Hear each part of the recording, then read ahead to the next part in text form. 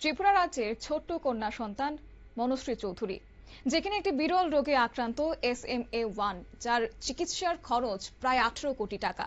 আর এই অবস্থায় দাঁড়িয়ে তার অসুস্থতার খবর ছড়িয়ে পড়তেই রাজ্য থেকে বহিরাজ্যের বিভিন্ন প্রান্ত থেকে সাধারণ মানুষ আজ সাহায্যের হাত বাড়িয়ে দিচ্ছেন। কেউ আর্থিক সাহায্য করছেন, কেউ বা আবার সামাজিক যোগাযোগ মাধ্যমে সেই আবেদনটাকে ছড়িয়ে দিচ্ছেন, যাতে করে আরো বহু মানুষের কাছে পৌঁছে দেওয়া যায়। সেক্ষেত্রে এবার হাপানিয়া বাজার কমিটি উদ্যোগ গ্রহণ করেছে আর্থিক সহায়তা করার। সেই মানবিক প্রচেষ্টারই অংশ হিসেবে কমিটির সদস্যরা জানিয়েছেন যে মনশ্রীর চিকিৎসা দীর্ঘমেয়াদী হওয়ায় আরো আর্থিক সহায়তার প্রয়োজন রয়েছে। তাই সমাজের সকল স্তরের মানুষকে এগিয়ে আসার জন্য আহ্বান রেখেছেন। একই সঙ্গে তারা নিজেরাও উদ্যোগ গ্রহণ করে আর্থিক সাহায্য পৌঁছে দিয়েছেন মনশ্রী চৌধুরীর পরিবারের হাতে।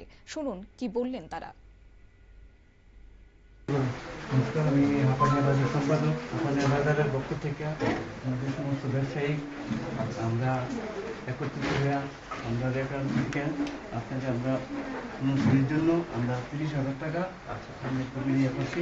সে যেমন ভগবানের যুদ্ধ থেকে লড়াই করে আগামী দিনগুলো সে আরো বড় ঠাকুরের কাছে আমরা প্রার্থনা করি, এটা যেন সে যেন আরো বড় ঠাকুরের তাদের উন্নত বিধান।